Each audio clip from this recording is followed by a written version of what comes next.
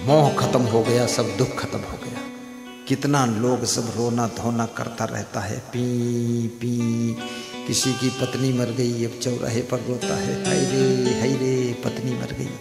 पत्नी, विश्व में सबकी पत्नी मरेगी, मर गई है, मर चुकी है, मर जाएगी। तेरी मर गई तो कौन खास बात हो गई। और सबके पति मर रहे हैं, सब मरेंगे ही, मरने के लिए तो पैदा हुए हैं, जो पैदा हुआ वो मरेगा ही। ये मृत्युलोक है, कोई अवर लोक थोड़े ही है। तुम सोचते हो कि हमारी पत्नी न मरे, सबकी पत्नी मर जाए, तेरी ही पहले मरेगी, तू भी पहले मरेगा। क्यों नहीं मरेंगे, मृत्युलोक है। राम मर गए, कृष्ण मर गए, सब मर गए, देवता मर गए, देवियाँ मर गई, और तुम मर जाओगे। तेरे बाप के बाप 7 बाप मर गए, सब मरते चले जा रहे हैं, तो तू नहीं मरेगा कि तेरी पत्नी नहीं मरेगी। फालतू रोता है, चल भाग यहाँ, फालतू बकवास करता है, पिनुक पिनुक करता है, हंसना शुरू करो।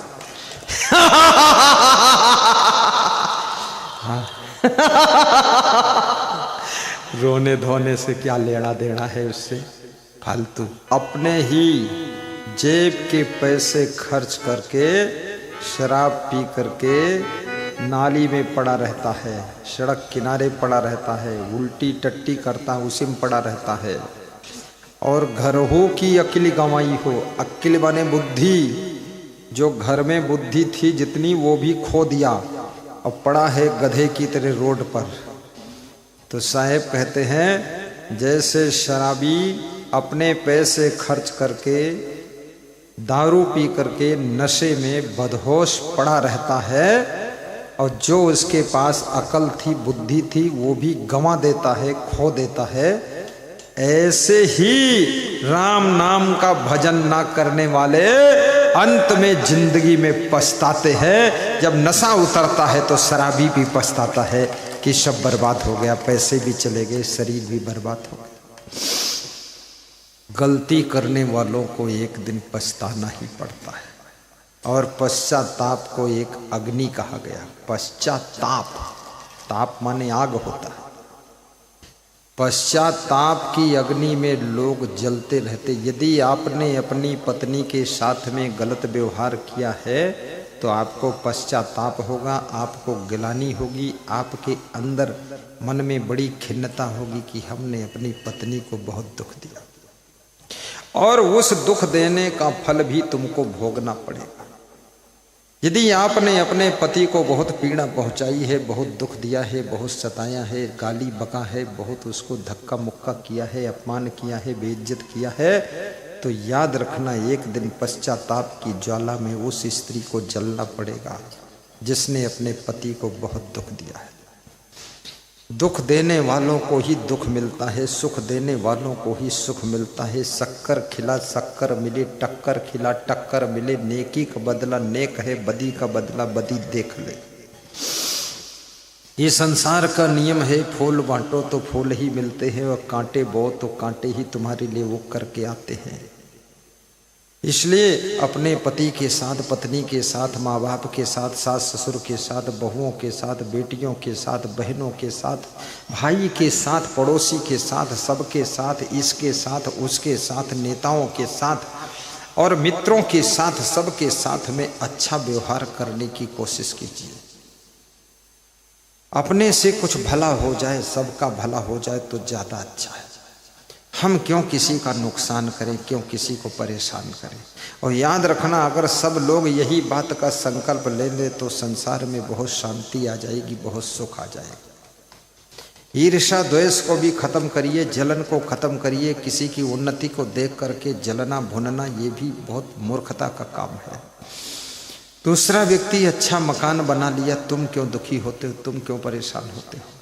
दूसरा व्यक्ति कार ले आया, तुमको क्या परेशानी है, तुमको कार के बजाय तुम रेलगाड़ी खरीद लाओ, कौन मना किया। कर्म करते नहीं हो, मेहनत करते नहीं हो, आलसी बनकर पड़े रहते हो, और दूसरे की कार को देख करके अंदर अंदर जलते रहते हो। और याद रखना, कोई व्यक्ति ऐसा नहीं है जो अमेरिका के किसी धनवान से जलन करता हो। जलन भी होती है तो आपस में जिनसे परिचय है, जिनसे प्रेम है, जिनको तुम पहचानते हो, उन्हीं से जलन होती, उन्हीं से ईर्ष्या द्वेष होता है। बहन को बहन से जलन होती है, देवरानी को जेठानी से होती है, जेठानी को देवरानी से होती है, भाई को भाई से जलन होती है, भतीजे से जलन होती है, मौसी मौसा से जलन होती है, पड़ोसी से जलन होती है, जिनसे परिचय होता उन्हीं से जलन खलन होती है। लेकिन अमेरिका, लंदन, कनाडा, वहाँ न जाने कितने कितने लोगों के पास क्या क्या डेवलप हुआ है, उनसे न कोई जलन है, न खलन है, न उनकी बात है, न चीत है, न चर्चा है, न कुछ बकवास है।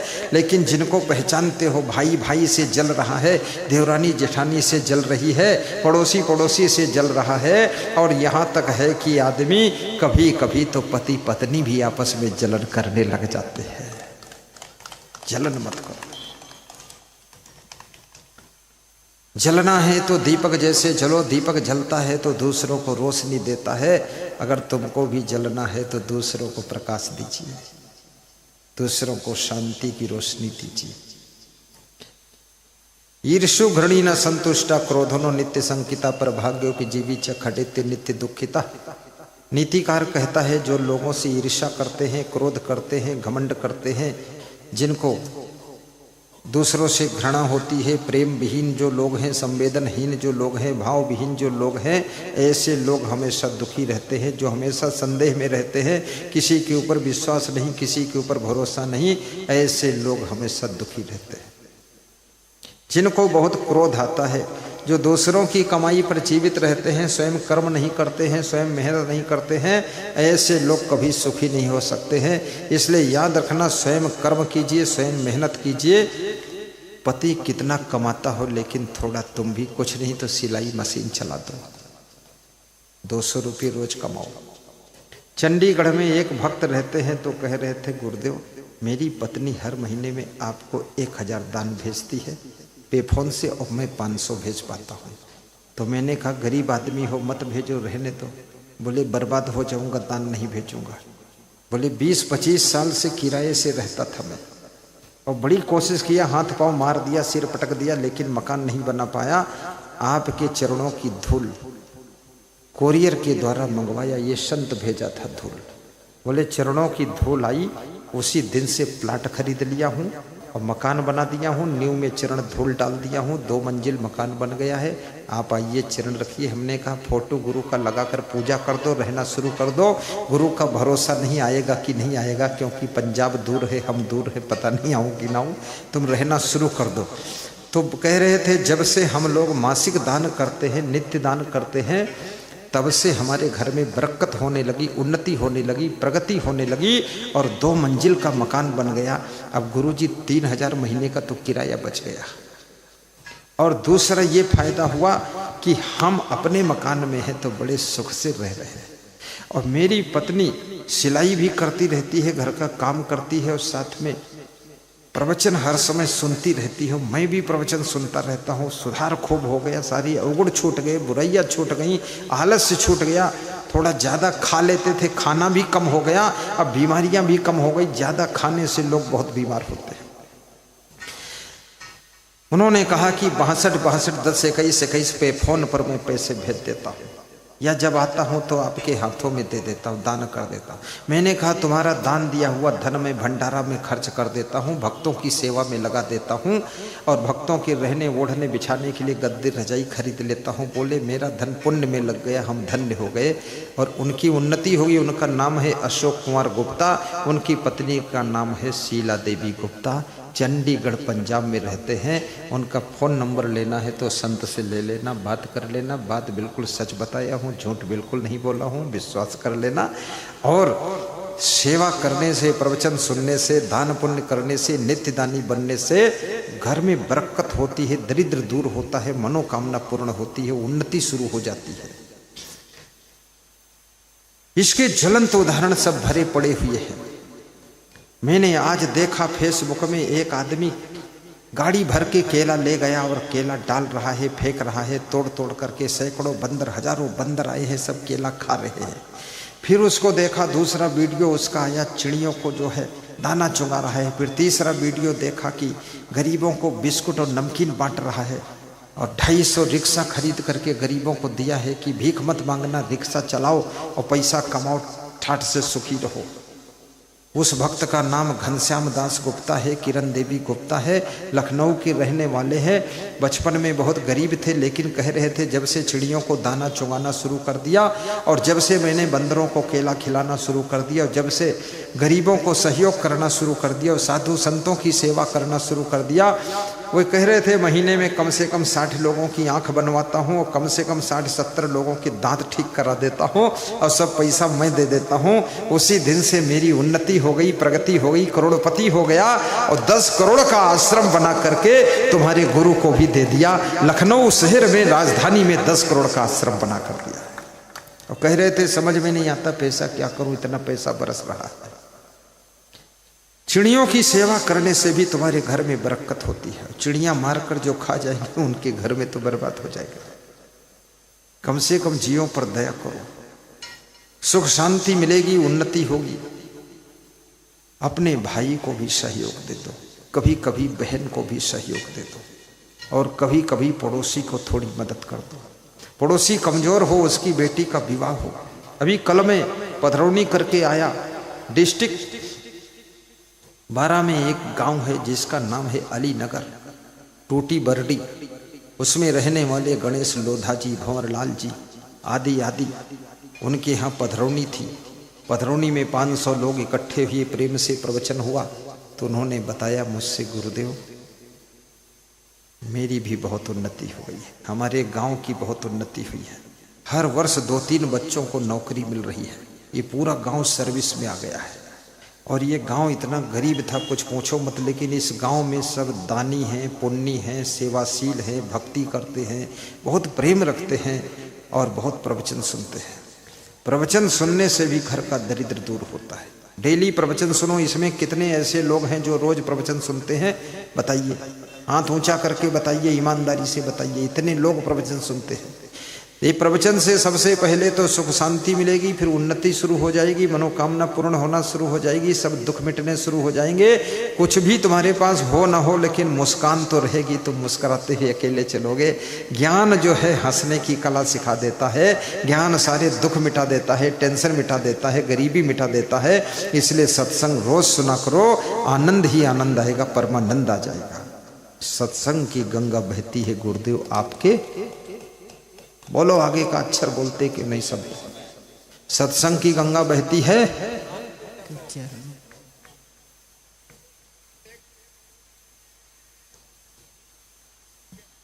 ज्वलंत उदाहरण, सीधे जागता हो उदाहरण हमारा भक्त खड़ा है राजेंद्र सिंह। 5 ट्रैक्टर सत्संग सुनते सुनते आ गए हैं। गुरु का प्रवचन मामूली है, प्रवचन से ट्रैक्टर निकलता है। 5 ट्रैक्टर निकला है और 2 स्कॉर्पियो गाड़ी निकली है, मकान निकला है, दुकान निकलेगी, सब कुछ निकलेगा, धन निकलेगा, पैसा निकलेगा। ये प्रवचन से न जाने क्या क्या जो निकालो वो निकलेगा, लॉटरी खुल जाएगी।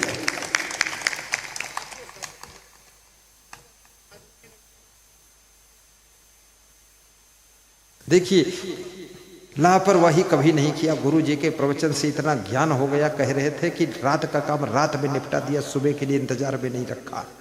और तुरंत काम निपटाने वाले लोग, उनकी गरीबी भी निपट कर चली जाती है और आगे डपट कर आगे बढ़ जाते हैं। इसलिए सत्संग सुनो, सत्संग ही अमृत है और कोई रास्ता नहीं है, केवल और केवल सत्संग। इस शरीर के भीतर छिपा हुआ परम तत्व आत्मा, जिसको मुक्ति दिलाने के लिए मोक्ष का द्वार मनुष्य का शरीर, उस शरीर को पाकर इस मिथ्या संसार में, मिथ्या भोगों में, मिथ्या मोह माया में मनुष्य जीवन धीरे धीरे बीत गया। भक्ति नहीं कर सके, सत्संग नहीं सुन सके और कहते रहे कि हमारे पास समय नहीं। तुम्हारे पास समय नहीं है तो अस्पताल में दवाई लेने कैसे जाते हो? समय तुम्हारे पास नहीं है तो कोर्ट में मुकदमा लड़ने कैसे जाते हो? अगर तुम्हारे पास में समय नहीं है तो मारपीट झगड़ा कैसे करते हो? तुम्हारे पास समय नहीं है तो शराब पीकर नशे में 10 घंटे कैसे पड़े रहते हो? तुम्हारे पास समय नहीं है तो 2-2 घंटे बैठकर ताश कैसे खेलते रहते हो? तुम्हारे पास अगर समय सच में समय नहीं है तो गप सप लप कैसे करते रहते हो? समय तो है लेकिन तुम्हारे मन में श्रद्धा भक्ति जाग नहीं रही है, इसलिए सत्संग में नहीं आते हो। जहाँ जहाँ तुम्हारी रुचि है, जहाँ जहाँ तुम्हें इंटरेस्ट है, जहाँ जहाँ तुम्हारा लगाव है, वहाँ वहाँ के लिए तुम समय भी निकाल लेते हो, पैसा भी निकाल लेते हो और वहाँ वहाँ तुम मेहनत करके पहुँच भी जाते हो। इसलिए कृपा करके सत्संग में रुचि लीजिए ताकि तुम्हारा कल्याण हो जाए, तुम्हारा मन का उद्धार हो जाए, सुधार हो जाए, बेड़ा पार हो जाए। ऐसा कर लीजिए। जय जय। स्वादे ओद्र भरे धों कैसे। ओद्र पेट को कहते हैं। केवल आपको एक शक्कर का कण दे दिया जाए, तुम्हारे मुंह में रख दिया जाए, तुम जीभ से उसको चाटो तो एक शक्कर के कण से तुम्हारा पेट नहीं भरेगा। फिर आपको कम से कम 250 ग्राम शक्कर चाहिए, आधा किलो मीठा चाहिए और फिर दाल चाहिए 250 ग्राम, 2-4 रोटी चाहिए, तब पेट भरेगा। कबीर साहब कहते हैं स्वादे ओद्र भरे धों कैसे। जैसे केवल स्वाद लेने से पेट नहीं भर सकता है, पेट कैसे भरेगा? केवल टेस्ट ले लो, बस थोड़ा सा चख लो, उससे पेट नहीं भरेगा। थोड़ा सा चाट लो, जलेबी तोड़ के इतनी चाटो, मिठास तो जीभ पर आ जाएगी, स्वाद तो मिल जाएगा, लेकिन केवल स्वाद ही लेने से आपका पेट नहीं भरेगा। फिर मुंह में चबा चबा कर खाना पड़ेगा और कम से कम 1 किलो भोजन जब खाओगे तभी पेट भरेगा। तो कबीर साहब कहते हैं जैसे मात्र स्वाद से पेट नहीं भरता है, ऐसे ओस चाटने से प्यास नहीं बुझती है। ओस चाट लो, वो जब ओस गिरती है बादलों से, आकाश से, पत्तों के ऊपर, घास के ऊपर ओस की बूंदें लटकी हैं, उन बूंदों को चाटने से प्यास नहीं बुझेगी। 1 गिलास पानी पीना पड़ेगा, लोटा भर पानी पीना पड़ेगा, तब प्यास बुझेगी। तो साहब कहते हैं ऐसे ही ये थोड़ा सा सत्संग का टेस्ट लेने से कल्याण नहीं होगा और थोड़ा सा भक्ति करने से कुनमुन कुनमुन कुनमुन कुनमुन भक्ति से कल्याण नहीं होगा। पूर्ण भक्ति करनी पड़ेगी, पूर्ण खूब सत्संग सुनना पड़ेगा, तभी तुम्हारी आत्मा का उद्धार होगा, तभी उद्धार होगा।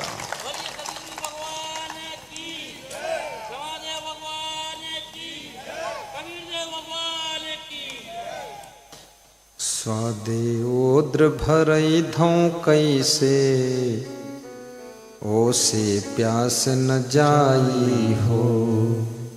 दर्बहीन जैसे पुरुषार्थ, मन ही माही तवाई हो। तवाई माने परेशान होना, तकलीफ होना। जैसे किसी के पास में धन ना और बिजनेस करना चाहता हो, पैसा है नहीं।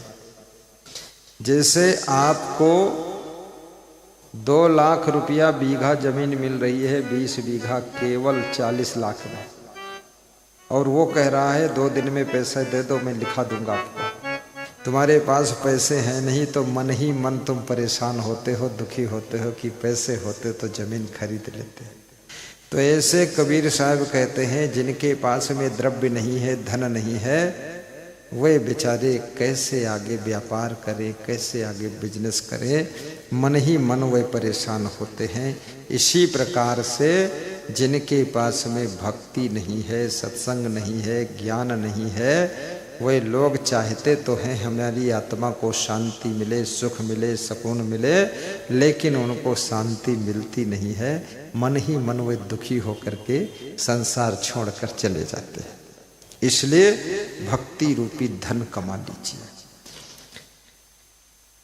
गांठी रतन मर्म नहीं जाने, पारख लीना छोरी हो। कबीर साहब कहते हैं तुम्हारे पास में ये जो शरीर रूपी गठरी है, इसके भीतर जो रतन रूपी आत्मा छुपा हुआ है, उस तत्व को तुम जान नहीं पाए, पहचान नहीं पाए, समझ नहीं पाए, ज्ञान नहीं कर पाए कि वो आत्मा तत्व है क्या चीज। इसको कबीर साहब ने शरीर को गठरी का उदाहरण दिया है। गठरी है, गठरी ठठरी, इसके भीतर वो छिपा हुआ है परम तत्व आत्मा। साहब कहते हैं उसको तुम समझ नहीं, पारक लीना छोरी हो। यदि तुमको पारक ज्ञान हो जाए, आत्म ज्ञान हो जाए, तो तुम इस गठरी को खोल करके उस आत्म तत्व को पालोगे, उसको समझ जाओगे कि मैं अमर आत्मा हूँ, शाश्वत आत्मा हूँ, साक्षी हूँ, दृष्टा हूँ, ज्ञान स्वरूप हूँ। मेरी मृत्यु नहीं होती है, शरीर की केवल मृत्यु होती है, और मैं अजर हूँ, अमर हूँ, अविनाशी हूँ। सांस तो अयम पुराणो न हन्यते न हन्यमाने शरीरे, वहाँ सांस जीर्णानि यथा विहाय नवानि गृह्णाति नरोपराणि, तथा शरीराणि विहाय जीर्णान्यानि संयाति नवानि देहि। नैनम छिन्दन्ति शस्त्राणि नैनम दहति पावका, न चैनम क्लेदन्ति अपो न शोष्यति मार्ता। वह तत्व परम तत्व आत्म तत्व ऐसा है, कैसा है, जैसा है तैसा है। मैं बताता हूँ ऐसा है। वो कैसा है, ना तो उसको जल से भिगाया जा सकता है, ना हवा सुखा सकती है, ना शस्त्र उसका छेदन कर सकते हैं, ना आग में जलाया जा सकता है। उसको कोई मार ही नहीं सकता है। वो अजर है, अमर है, अखंड है, शाश्वत है। ऐसी परम तत्व आत्मा तुम हो। तुम अपने आप को समझ नहीं पाते हो, इसलिए तुम दुखी रहते हो। जिस दिन आत्म ज्ञान हो जाएगा, उस दिन तुमको लगेगा ये संसार सब बदलने वाला है, केवल आत्मा जैसा का तैसा रहने वाला है। कहीं कबीर यह अवसर बीते, रतन न मिले बहोरी हो। कहीं कबीर यह अवसर बीते, रतन न मिले बहोरी हो। राम नाम बिनु, राम नाम बिनु, मिथ्या जन्म गवायो हो। बड़ी मार्मिक बात है। कबीर साहब कहते हैं अवसर तो बीत जाएगा। अवसर किसी का इंतजार नहीं करता है, समय किसी का इंतजार नहीं करता है। तुम दिन में सोते रहो, रात में सोते रहो, रोते रहो, हंसते रहो, मुस्कुराते रहो, दुखी होते रहो, डिप्रेशन में पड़े रहो, चिंता करते रहो, लेकिन दिन तो बीत जाएगा, रात भी बीत जाएगी, उम्र भी बीत जाएगी, बचपन बीत जाएगा, जवानी बीत जाएगी, बुढ़ापा बीत जाएगा, मौत आ जाएगी, मर भी जाओगे, अगला जन्म भी हो जाएगा। अवसर तो हाथ से निकल जाएगा। अवसर तुम्हारे लिए रुकने वाला नहीं है, इसलिए याद रखना, अवसर चूकना नहीं चाहिए। बाकी पछताने की जरूरत नहीं। अगर अवसर को पहचानने की कला आ गई तो आप अपना कल्याण कर सकते हो। ये अवसर मिला है। साहब कहते हैं ये अवसर चूकना नहीं चाहिए। कहीं कबीर ये अवसर बीते, रतन न मिले बहोरी हो। ये बहोरी माने पुनः, बहोरी लाल नहीं है किसी का नाम बहोरी लाल। बहोरी माने पुनः, बहोरी माने पुनः, बार बार। ये रतन नहीं मिलेगा। ये रतन जैसी काया, ये मनुष्य का शरीर बार बार नहीं मिलेगा। ये तो बड़े पुण्य से मिला है। भाग्योदयन बहु जन्म समर्जितेन सत्संगम च लभते पुरुषो यदा वै अज्ञान हेतु कृत मोह मदांधकार नासम विदा ही तो उदयते विवेका। मानुष जन्म पाए के चूके अब की घात, जाए परे भव चक्र में सहे घनेरी लात। मानुष जन्म दुर्लभ मिले न दूजी बार, पक्का फल जो गिर परा बहुर न लगे डार। मानुष तन सदगुरु मिलब मोक्षो इच्छा होय, दुर्लभ तीनों परम है पाए सुयोग न खोय। सुत धाराओ लक्ष्मी पापियों के घर होय, और संत समागम हरि कथा तुलसी दुर्लभ दोय, तुलसी दुर्लभ दोय। ये सोचिए, धन के साथ में धर्म भी होना चाहिए, संपत्ति के साथ में भक्ति भी होना चाहिए, संसार के संग के साथ में थोड़ा सत्संग भी होना चाहिए, तभी तो जीवन धन्य होगा। आप लोग बड़े भाग्यशाली हैं जो तुम्हारे सिरंज में ये सत्संग चल रहा है। थोड़ा कभी कभी गौ सेवा का भी पुण्य प्राप्त कर लेना। गाय बांधने की जगह तुम्हारे यहाँ ना हो तो एक बात याद रखना, जो गौशाला है वहाँ जा कर के चारा वारा दान कर देना। गाय को रोटी खिलाने के बजाय भूसा और चारा खिलाइए, रोटी से उसका पेट खराब हो जाता। और गौ माता के दूध को अमृत कहा गया है, और गौ माता का जो घी है, देसी गाय का घी बहुत फायदा करता है, लेकिन ज़्यादा नहीं, आधा चम्मच, 1 चम्मच बस। अब मैं बोल दूं फायदा करता है, कल जाकर आधा किलो घी खा लो, फिर बीमार हो जाओ तो मुझे कहोगे गुरुजी ने घी बताया था नुकसान करता है। ज़्यादा कोई चीज़ खाओगे नुकसान ही करेगी, परेशान हो जाओगे, इसलिए ज़्यादा नहीं खाना है, कम ही खाना है। महिलाओं को आधा चम्मच खाना चाहिए, पुरुषों को 1 चम्मच खाना चाहिए, क्योंकि महिलाएं ऐसे ही शक्तिशाली होती हैं, पुरुष बेचारा कमजोर होता है।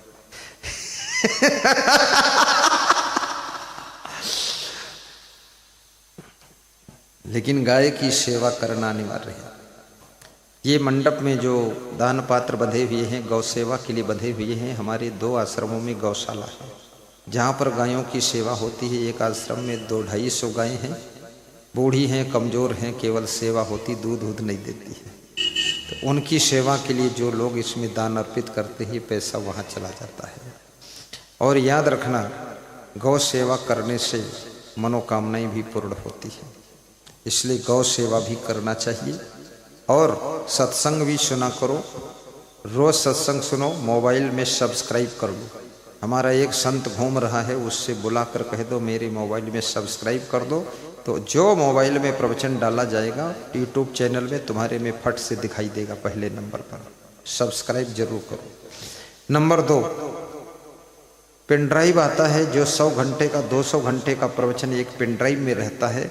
यहाँ पुस्तकालय की दुकान पर मिलती है पेन ड्राइव। नंबर 3, जिनके पास में मोबाइल भी नहीं है, पुस्तक पढ़िए, आप ग्रंथ पढ़िए। चुने चुने ज्ञान की बातों को संग्रहित किया गया है और वहाँ पर पुस्तकें मिल रही हैं। पुस्तक छोटी सी खरीद लो, 4-5 पुस्तकें पड़ोसियों को बांट दो, उनकी भी बुद्धि सुधर जाए। सब हुड़दंग मचा रखा है, पड़ोसी तंग कर रहे हैं, वो भी शुद्ध हो जाए। पुस्तक भी खरीद करके पढ़ना चाहिए।